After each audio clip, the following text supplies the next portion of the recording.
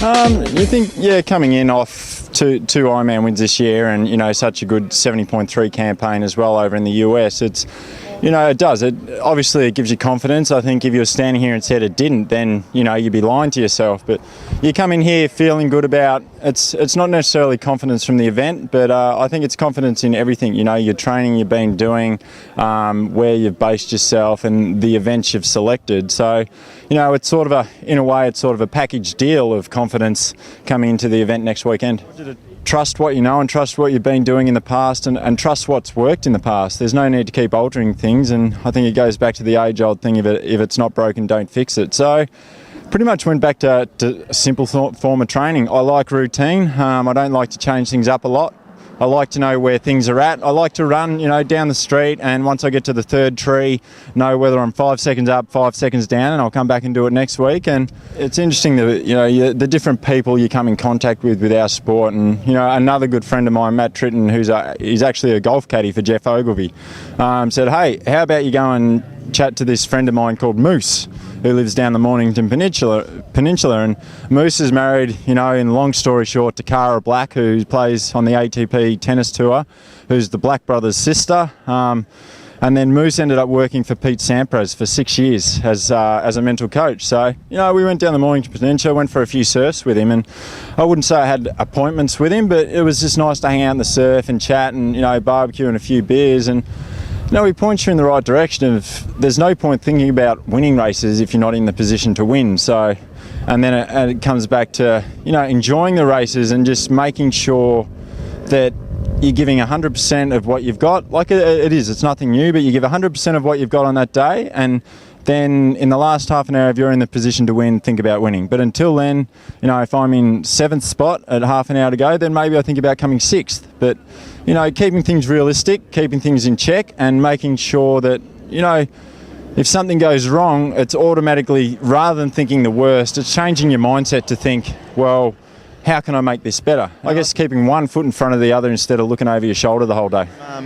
You know, I do like to train by myself. I'm very sort of self-sufficient, I guess, and like to dictate my own sort of, you know, my own destiny, I guess. So I think, you know, this year, at the start of the year, it was pretty evident that, you know, I just wanted to get my own space again. And so in March this year, I started coaching myself again. And yeah, I'm coming back into this race this year feeling very, you know, very similar to 2011. You know, last year I came here and I tried to ride what I felt was, you know, my capabilities, and I fell short, and I realised that probably the lack of dedicated cycling that I was doing in the few years previous sort of hurt me a little bit here last year, and I really wasn't able to run to my potential because the bike hurt me. And so this year I've sort of really focused on getting that bike back to where I really want it.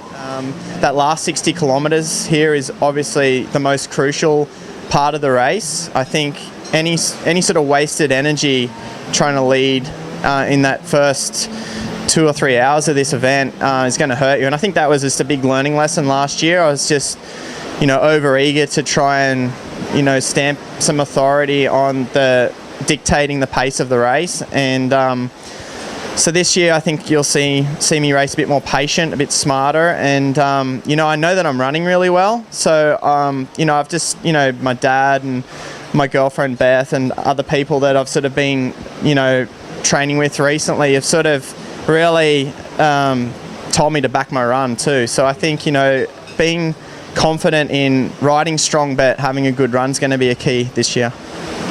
I like to take chances here because you really aren't going to do well at this race unless you do put your hand in the fire, you know. Like I don't want to be the guy that comes here and races around, you know, and just doesn't, you know, do anything with the day, you know. I feel like, you know, I'd rather come here and die wondering, you know. Like, my goal is to soak up the experience of racing the Kona World Champs as a professional, and race this race like I do with any other race, and that is to race hard, race with passion, self-belief, and just give it my absolute best on the day. I feel a lot more comfortable this time round because I learned a hell of a lot as an age group athlete, just about the island and just the atmosphere, and this time coming back I feel a lot more comfortable, and yeah, just I know what I'm in for, just drawing from my experience in 2011, and yeah, I'm so excited to be racing here as a professional. I think it's just an amazing opportunity, so I feel very, very privileged to be here. I think Ironman Australia for me was a reflection of all the hard work that I've put in over the years to achieve that result, and it took a little bit of time to sink in, but I've certainly drawn a lot from that experience to look at ways I can further improve myself as an athlete and as an ambassador in the sport.